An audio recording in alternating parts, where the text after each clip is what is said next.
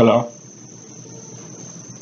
I want us to continue with our discussion on social policy administration.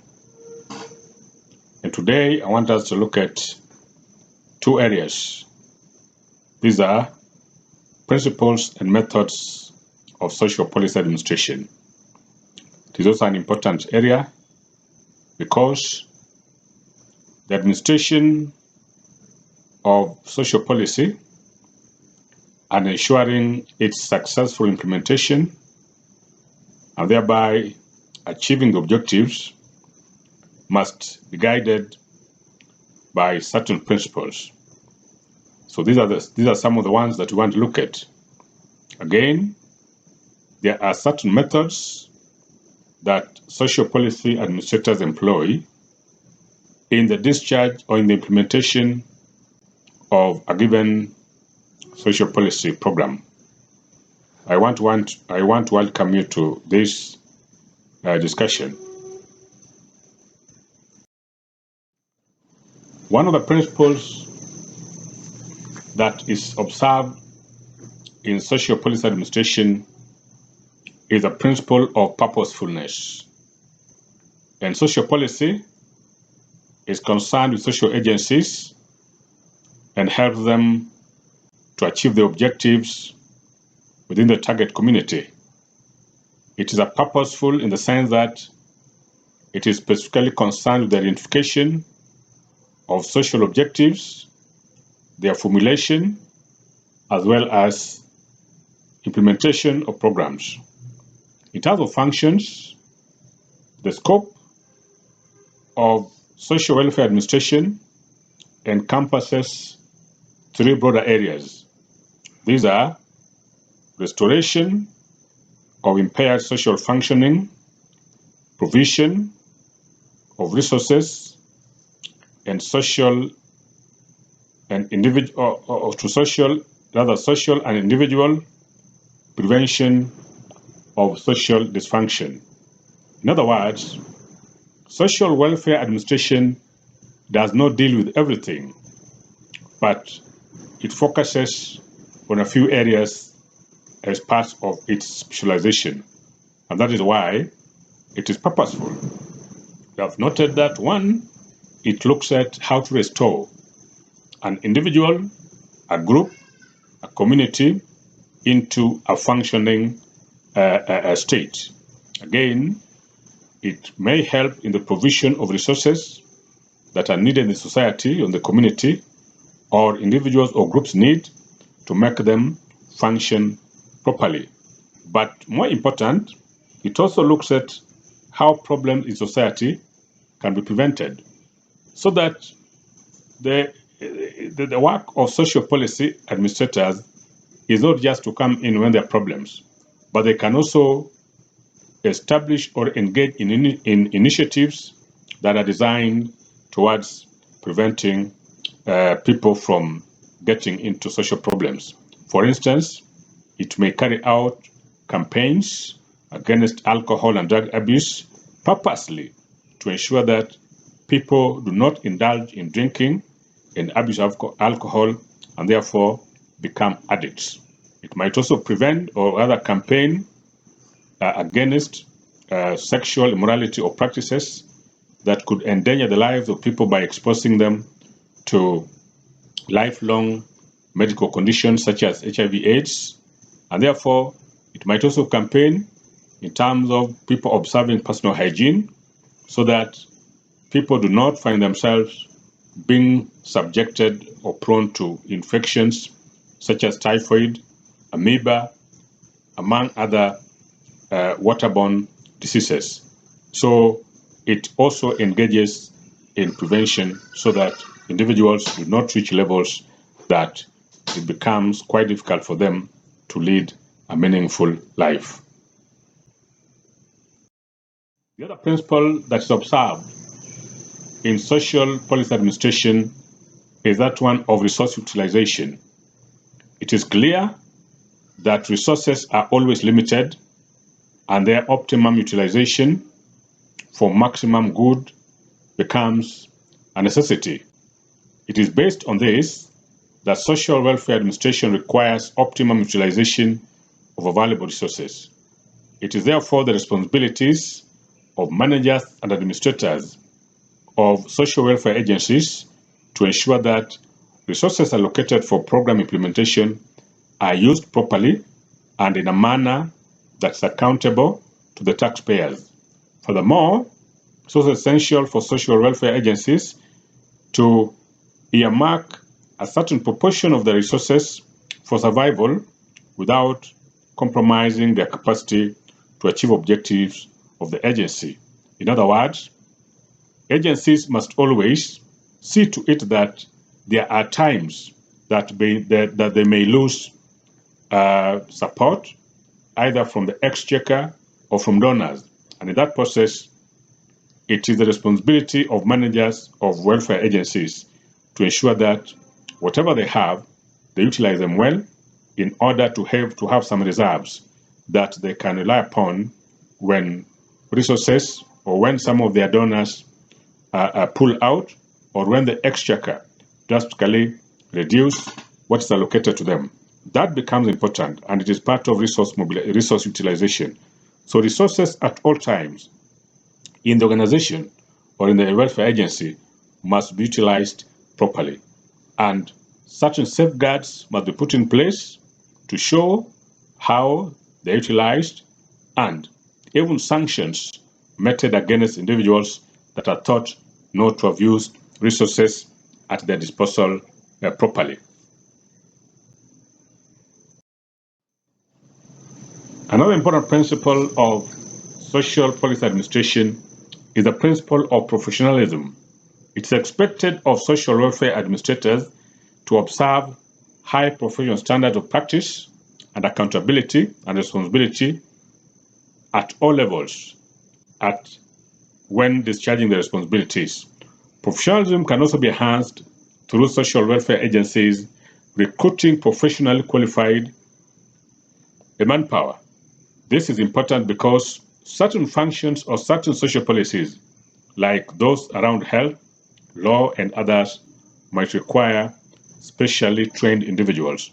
It therefore becomes incumbent upon the social welfare administrators to ensure that the individuals they recruit to help them in implementing the policies are those that have requisite training, professional development, and even sufficient experience that can guarantee or that can enhance the organization to preserve this principle of professionalism. So social welfare agencies should also observe professionalism not only within but also in engagements with other stakeholders. How are they engaging with donors? How are they engaging with the government? How are they engaging with members of the community? At all points of interaction and official engagement, it is important that the agency and its staff remain professional and do not indulge in activities that could weaken or create doubt about the level of professionalism in any particular organization. The principle also demands of social welfare agencies to work in a cooperative manner with related agencies in addition to seeking the opinions of professionals on technical matters. It is possible that at times a social welfare agency may not employ all the professionals that are required, perhaps because of the fact that their need might be occasional, and therefore it is important when a social welfare agency is doing certain things, it's always important that professionals are engaged. For instance, when they're doing auditing, they must employ professional individuals, use their services, even if it's on a short-term or consultants basis. It becomes important because in doing so, it helps them in enhancing their image as a professionally managed organization or institution. Another important principle that's observed in social welfare administration or social policy administration is the principle of participation. The interventions that are carried out by the social welfare agency are based on the felt needs of the community or people, or what we call the target group. It is important for social welfare administrators to understand the socio-cultural setting of the community, as it greatly influences the service acceptance and success of program implementation. Social welfare administrators are also required to establish effective, purposeful working relationship within the agency and between agency and stakeholders. Furthermore, participation of program beneficiaries and other stakeholders should be guaranteed, right from planning to execution and even at the level of evaluation of the social policy. In other words, it should be noted that one of the major principles that is based in our constitution, and which again is also a principle of the broader social policy, is the fact that the voices of different stakeholders in what goes on as far as the implementation of a social policy is concerned is quite important. And therefore, it's the duty of social policy administrators, to ensure that at all times, critical stakeholders from time to time are engaged, their opinion on issues is sought, and where disagreements exist, sufficient effort is made to develop understanding and concurrence, so that every person who is a stakeholder fully understands what is going on and feel that they are part and parcel of the program of activities that are going on. That becomes quite important, and is an important principle that needs to be observed at all levels and at all times. Having looked at the principles of social policy administration, I want us now to look at the methods of social policy administration. There are quite a number of methods. We want to focus on the major ones. The first is called social casework. Social casework is understood as the art of bringing an individual who is in a condition of social disorder into the best possible relationship with all parts of his environment. It's a method of social welfare administration that involves treatment of maladjusted individuals by focusing on their personality, behavior, and social relationship, and then assisting them work out a better social and personal adjustment. So it's a method employed by social welfare administrators to help individuals find solutions to problems of social adjustment that are difficult for individuals to salvage or navigate on their own. The goal of this method is to enable individuals in distress learn their situation, build a suitable plan of action, and then help them solve their problems. In short, when you talk about social casework, it's a method that we use when we want to assist an individual. For instance, an individual who is alcoholic. How do we assist that person? The focus is what we call social casework. The focus is on that particular individual, and we look at what he lacks, what the potential that he has, and then we will help him work out a solution based on his or her strengths and weaknesses. So when we talk about social casework, it's an approach that focuses on individuals and not any other groupings of people. It is a person-centered approach. The other method is called social group work. Social group work is a method through which individuals in groups in a social category settings are helped by social welfare administrators to overcome their problems. It's also understood as a method by which the worker enables various types of groups to function in such a way that both groups' interaction and program activity contribute to the growth of individuals and the achievement of the desired goals. This method of social welfare administration is used with families, neighborhood groups, and even self-help groups.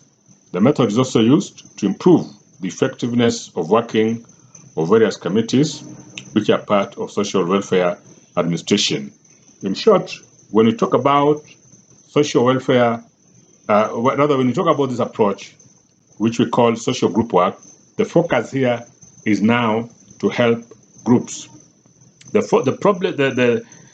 principle here, rather the method, recognizes the fact that sometimes if you pull an individual out of a group, say it's a group of alcoholics, and you pull out an individual and you assist that individual alone, the individual is likely to go back to his drinking habit or her drinking habit. In other words, repulse. If the other group, the larger social group that he belongs, is not assisted. So here, the focus is the group to which an individual belongs. For example, if there's an alcoholic and he lives in a family where he's not accepted, or a family that do not bother about his well-being, then however much that individual is assisted, wherever he goes back to the group, because of the discrimination, the humiliation, and other problems that he faces in the hands of that group that he belongs, is likely to have a negative bearing on his recovery. The approach, therefore, is you help the individual and the larger group to which the individual belongs. Because in doing so, we help develop or nurture a culture of acceptance, a culture of responsibility within the group and between the individuals that constitute that group. So that if it's a group of individuals that abuse alcohol or take drugs, the focus here, you deal with the entire group, not just the one individual that belongs to that group. Because focusing on individual and then leaving the others untouched, then the individual is likely to go back to the habit because of the peer pressure or peer influence. So the best remedy there is help the entire group to see sense and to understand that it is important for them to change as a group, and also to see how as members within a group can encourage each other.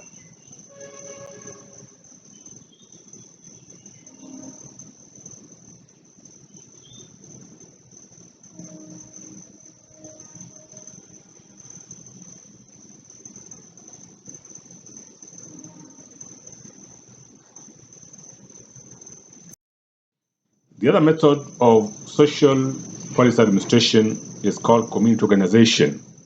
And the concept here covers a series of activities at the community level, which are aimed at bringing about desired improvement in the social well-being of individuals, groups, and neighborhoods.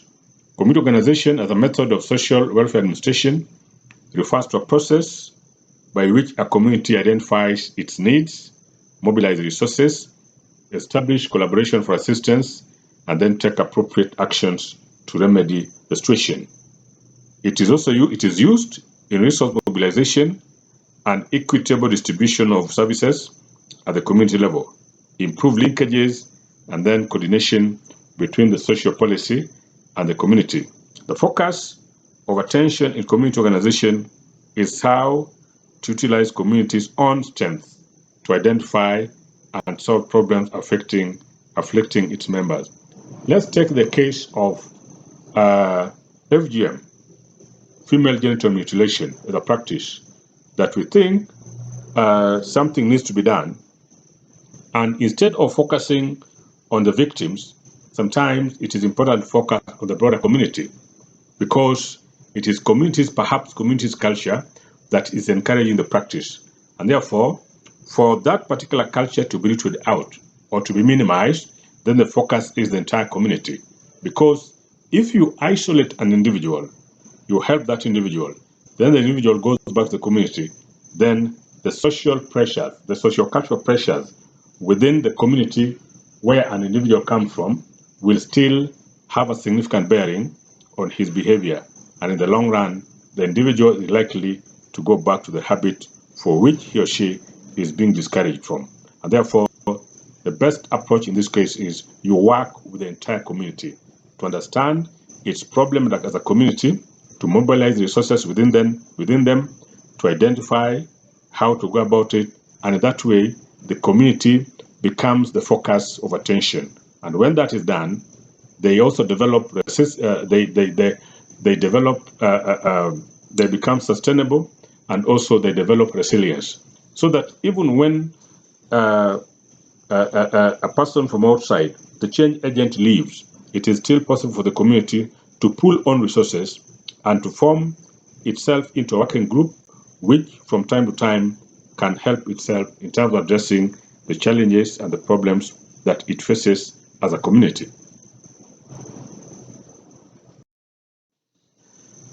The other method of social welfare administration or social policy administration is what we call the social action. And social action is about people coming together to help improve their lives and solve the problems that are important in their communities. It might include volunteering, giving money, community action, or simple neighborly acts. It involves people giving their time and other resources for the common good in a range of forms, such as volunteering. As a method of social welfare administration, social action is used in bringing social welfare strategies and collective action for mobilizing resources and taking actions that address problems in the community. Let's give an example, for instance, that a community wants to, maybe there is need for enhancement of literacy programs in a given community. And what has been identified probably is the lack of school. Now, when you use social action as a method, the focus here is how can community members raise resources by themselves and ensure that the program or the need that they seek to have addressed is actually addressed. In that case, therefore, communities members might come together and say, we are going to donate land, so that they give up land that they own for the construction of the school. Once the construction is ready, some members of the community who are trained in education, who are trained as teachers, might also offer to say, we're going to come up and offer our services voluntarily, because whatever that is going on here is for the benefit of our children. So they will offer to teach voluntarily. If, say, there are issues that requires legal representation or lawyers to come on board, again, lawyers within the community might come up and say, we are going to provide legal services free because this is our contribution to the community. Others in other areas of specialization, business community and others, might also decide to play a part in terms of what is going on. So when you talk about social action, it is about bringing members of community together to mobilize resources, to act and do whatever they can at their level to ensure that the problem that's afflicting community members is resolved.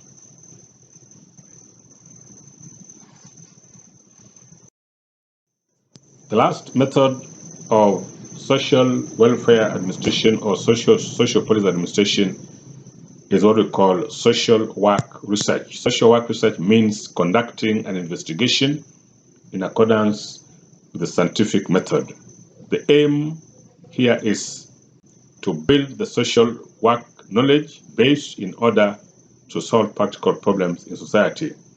And it plays a very important role in social welfare administration, such as providing scope for action research, evaluation of current programs and provision of indicators, as well as statistical indices for developing strategies and programs. It also provides necessary databases for governance, performance of agencies, policies, planning, as well as other important components of social welfare administration. So when we talk about social work research, basically what we mean is a social welfare agency conducting research to ascertain certain things, to have research-based information, research-based data that informs the kind of decisions that it wants to make. For instance, if say, let's take the case of Higher Education Loans Board, and it comes out that the money they give to students, quite a lot of times students complain that it's not sufficient, and they might want to understand whether students are spending money given to them as loans for the intended purpose. Just for information, the money given to students is meant to pay tuition. It's also meant to pay for accommodation and upkeep, such as buying meals as well as books.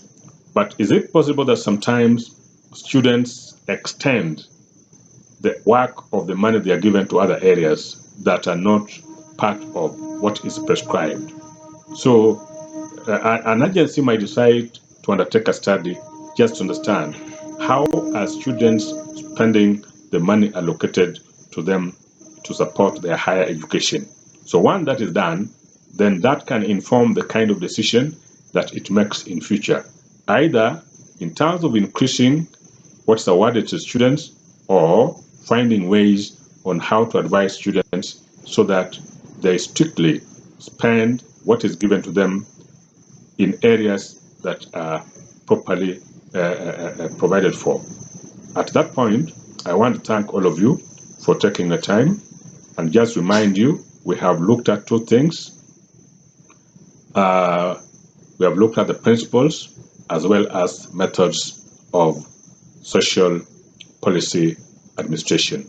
They may not be the only methods or the principles, but they're the major ones. Students are free to undertake further reading, and where they get additional information that's of help, that would be appreciated. Thank you so much for your time.